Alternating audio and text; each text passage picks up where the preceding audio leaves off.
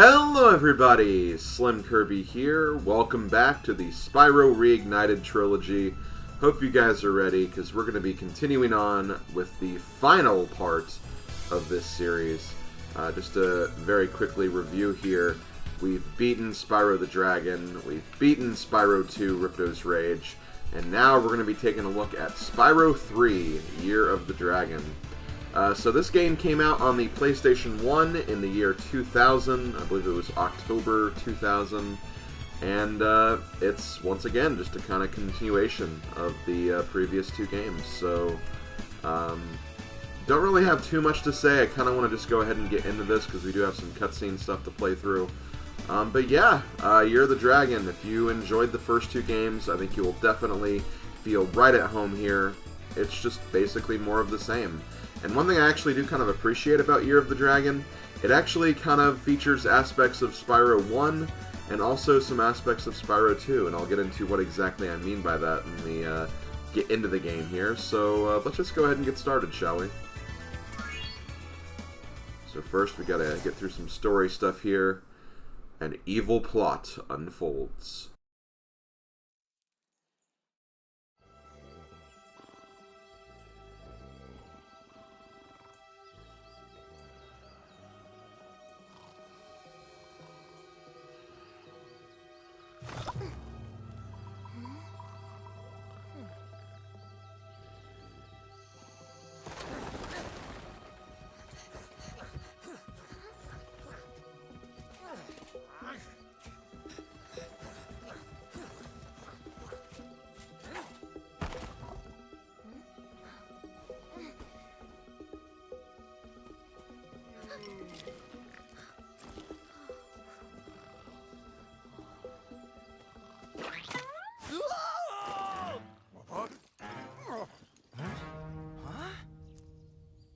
Get her! Stop her!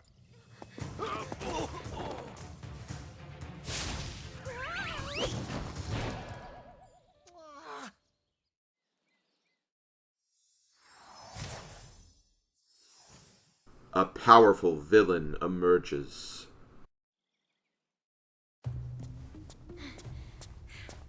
We managed to capture the eggs, Your Highness. Every last one. Excellent!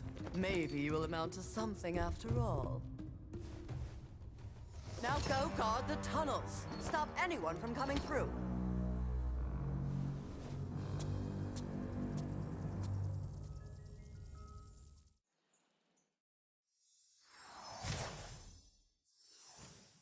A desperate rescue begins.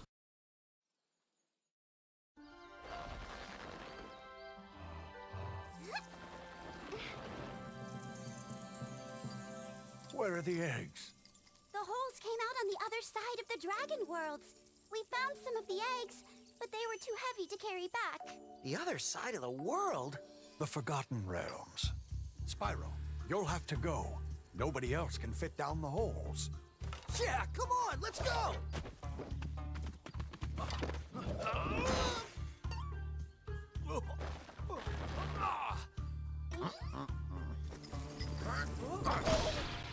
Find the eggs and bring them back, Spyro. You're our only chance. You got it!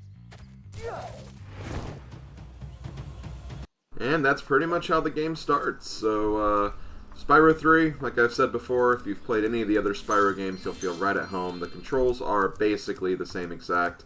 And you actually have some of the abilities that you got in Spyro 2 as well. In fact, I think you actually get all of them. But just to refresh, you move around, and again, this is the Switch controls. Obviously, for other consoles, it will be different in terms of the buttons, but it's the same basic button where it would be on the other controller. But you move around with the left stick, you can kind of look around at the camera with the right stick. You can jump using the B button. The A button will shoot your flame breath. You can also do this with the ZR button as well. The Y button will allow you to charge. You can use this to go faster, and is also bash into enemies as well. The X button gives you kind of a first-person view, where you can look around and also blow your fire in any specific direction. I wouldn't say it's really that helpful until you get like a projectile-based attack or something. The let's see, what other buttons do we need to do? The ZL button actually puts the camera directly behind Spyro. So if you're looking like this, you just press this, and then there you go. The L and R buttons do kind of a dodge roll. I don't find myself using this too much, but it is something you can do to kind of avoid attacks if you think that is a good thing for you to do. You can also move around with the D-pad in addition to the left stick. If you actually press down on the right stick, you will also go into the first-person view. If you press down on the left stick, Sparks, your dragonfly companion, will actually zoom in on the nearest gems that you can collect. And of course, if you press the start button, you go to the pause menu where you can look at the guidebook, look at your options, or just quit the game. And if you press the minus button, you also go to the guidebook. Guidebook basically just lets you know what your totals are. You can also take a look at the skill points of the game as well. And yeah, that's pretty much it. Essentially what we're going to be collecting in this game is, as usual, we're going to be collecting gems. Gems are the coins, the notes, the regular bananas of DK64. You know, they're the basic collectible that you can find pretty much the most out of. And from the look of things, I believe it's like, I don't know if it's going to be the same in every single level, but we have to collect around 400 per at least these early game levels. I know that in Spyro 2 they kind of normalized it a bit more, where there's actually like exactly the same amount of gems for every level. I don't know if they do that here. I don't think they do, but they might. It's at least, again, pretty consistent for the early game levels anyway. So yeah, the main thing you're going to want to do is go around and collecting gems. Again, this is going to be a 100% playthrough, so I will be going for everything, including all of the skill points as well. So hope you guys are ready for that. And here is the main collectible of the game. The kind of, when I say main collectible, this is the thing we're basically set out on this adventure to collect, because all of the dragon eggs have been kidnapped by a mysterious force, and we're here to try and collect them all. So that's exactly what we're going to do. So the cool thing about the dragon eggs is they kind of act like the elder dragons from Spyro 1. So whenever you find an egg, a baby dragon will hatch out. They'll have a cute little cutscene animation. And then each of the dragon babies are actually named too, which is also pretty cool. I will say though that the animations are not as unique as they are in the elder dragons for Spyro 1.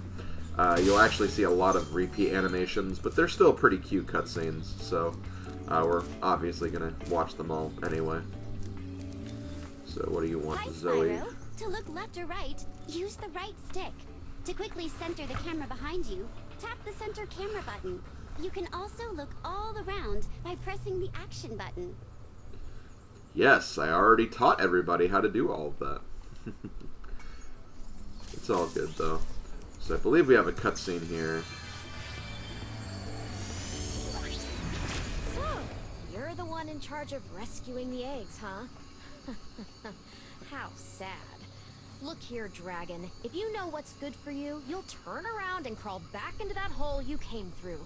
Those eggs belong to us now, and I've hidden them in places you'll never find in 1,000 years.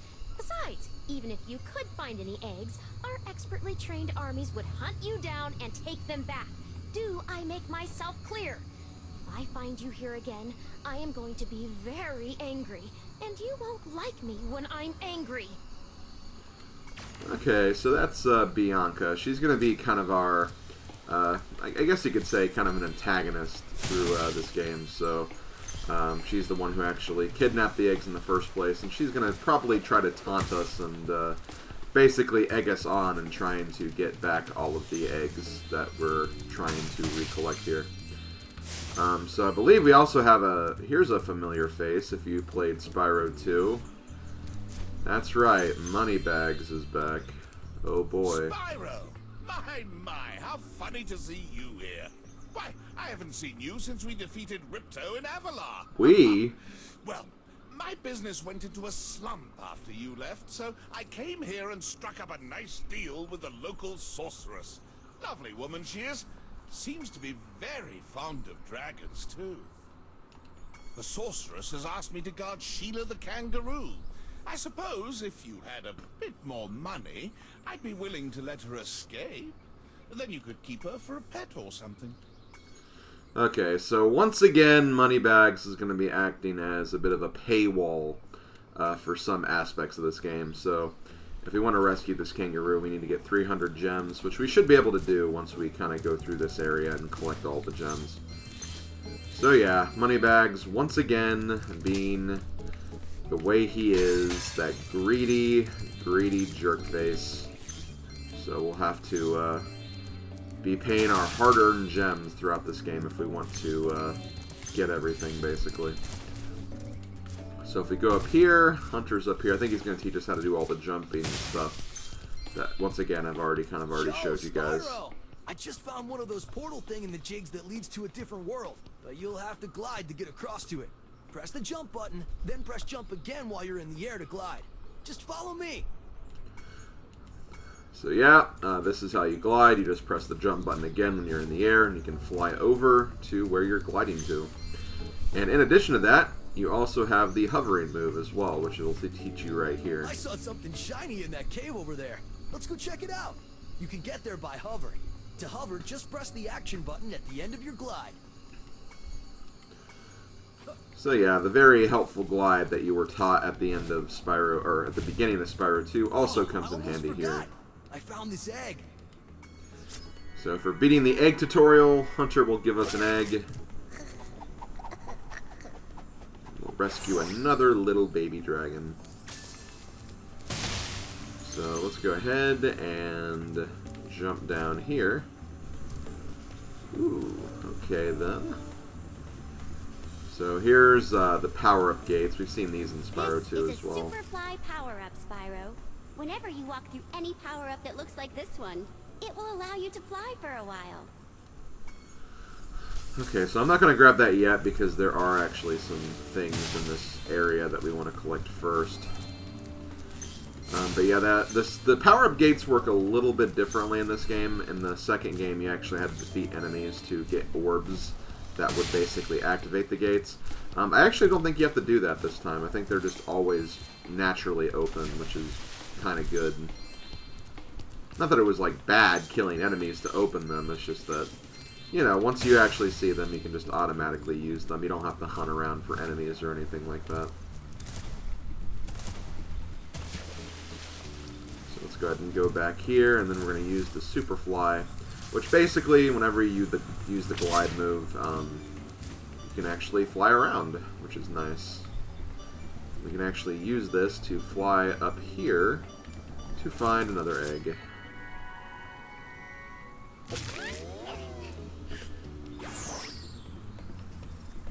Yeah, seriously, those baby dragons are so cute. We gotta rescue all the baby dragons because we need cuteness overload in our lives. That's really all there is to it, honestly. Okay, so let's go ahead and go up here now. We're about halfway done with getting all the gems. I think more than halfway done with getting all the eggs, too. The eggs, in addition to being, like, again, the main collectible, I think you also need them to unlock specific areas in the game. Like, I believe right here, there'll actually be an egg counter, where we will not be able to access this level until we get this amount of eggs. I'm late for a dinner party at the Tiki Lodge, and the portal to my home just stopped working. Maybe the portal will reactivate after a few more dragons hatch. It doesn't really make sense, like, at least right now, why the dragon eggs are important for, like, a portal to be open. But, again, they explain the reasoning for that a little bit later. Also, like I said, you retain all the abilities you've learned in Spyro 2. So if you press the jump button and then press the X button while you're jumping, you can actually perform the head bash, and that will allow us to find another egg right here. Aww. Poor little sad dragon. Why you gotta be so sad? Being sad is like bad. the active camera mode? If not, I can set it back to the passive mode. Okay, I honestly don't mind the active Okay, camera. I I actually won't kind of change it. prefer it. I like Remember, having you like can my change own the kind of camera mode control on the yourself by camera. using the options But menu. if you like kind of a more passive camera, you can change it through Zoe right here. I want to say you can also change it just in the options too.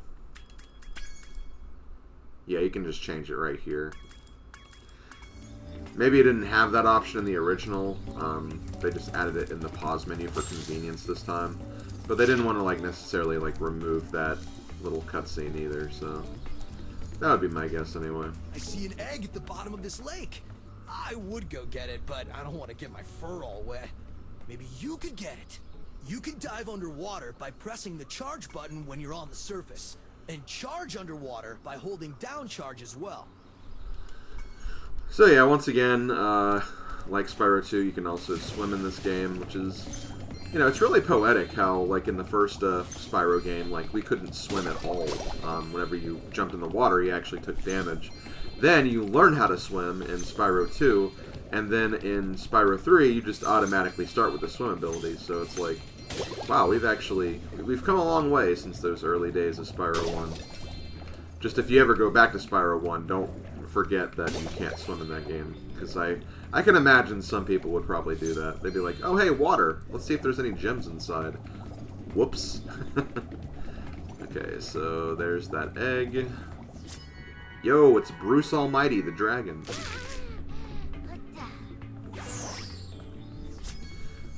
Okay, so there we go. We've got all the dragon eggs, but we still need to find all the gems, so we're still going to look around for those. Once again, we need 14 eggs to open this world.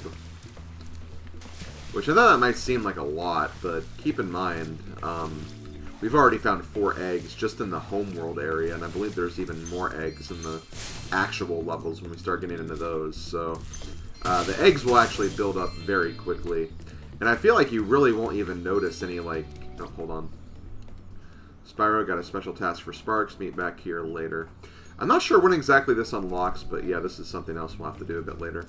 But anyway, as I was saying, like, I tend to not really notice the egg amounts you need for later levels once you get past this first homeworld, because you just exponentially get so many eggs over time. That's why I feel like maybe like any percent speedruns for the Spyro games might be interesting, because again, you have to kind of pick and choose which collectibles you want, so you still have enough collectibles to, you know, get through the games, but also, like, you know, don't want to go too far out of your way to get collectibles as well. So it's probably really interesting to watch a speedrun of this game because of that.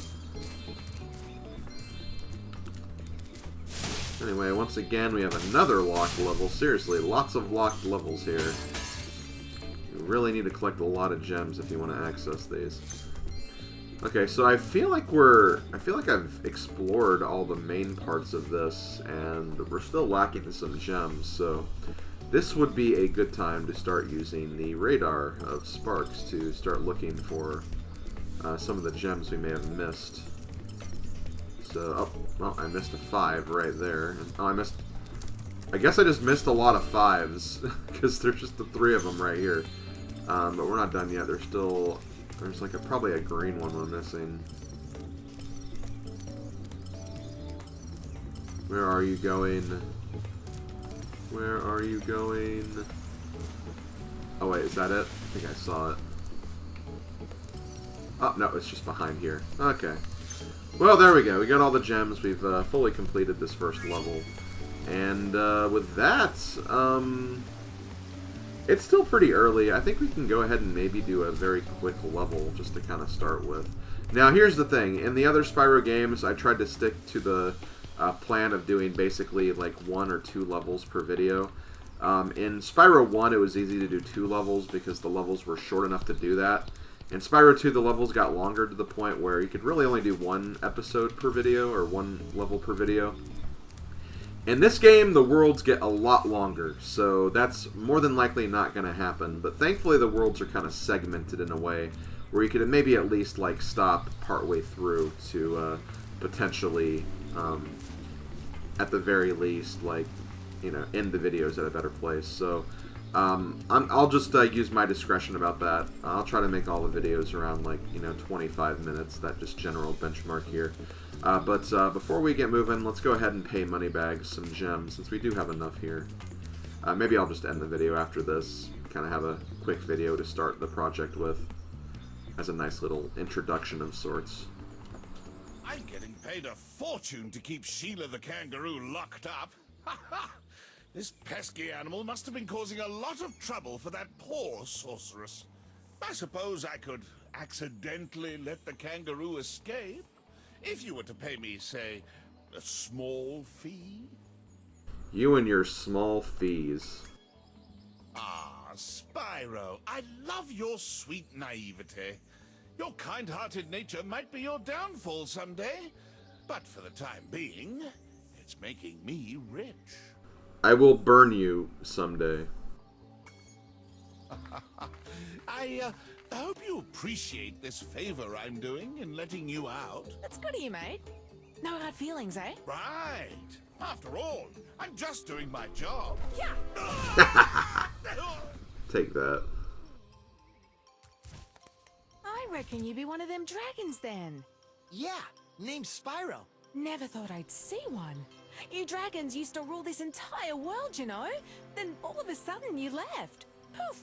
Dragons used to live here? Didn't you know? They say it was over 1,000 years ago, I think. And they just left? Yeah, and the weird thing is, after they left, all the magic in the world just sort of went with them. I mean, they say this world used to have magic coming out of the wazoo. Flying ships, singing forests, wishing stones, you name it. But when the dragons left, it all just dried up. Is that why some of the portals don't work? Yeah, they're starting to fade out too, one by one. Well, I gotta get back home and do some damage control. Come visit anytime you like. So yeah, that basically explains why the portals in this world don't work, or at least some of them do. When the dragons left, they kind of took away all the magic, and that kind of, you know, made the portals not work as much. It's kind of weird that, like, it's just been like this for, like, thousands and thousands of years. So at least, like, it's kind of a slow process of, like, all the worlds going poof, but still. I thought that was kind of weird the first time I played that, where it's like, oh, why do the eggs themselves have the power to open this? But I guess it's just because dragons are magical creatures, and they're what keep the magic in this world, making everything move and progress, basically. But anyway, that's enough story stuff. I'm going to go ahead and wrap this video up here, because we could go ahead and get started here, but it probably makes sense just to kind of start fresh with this next time. But we cleared out the very first homeworld, which is nice, just to go ahead and verify. Yep, 400 gems, got all 5 eggs, so we are good there. So next time, we're actually going to go ahead and take a visit to this place first, to Sheila's Alp, kind of discuss another important aspect of this game. And then that world won't take me too long, so we'll actually be able to do another world, or at least get another world started in the next video too. But yeah, I hope you guys are looking forward to this playthrough. I'm looking forward to it as well. This has been SlimKirby with Spyro 3, Year of the Dragon. Thank you guys for watching, and I will see you guys next time. Later, folks.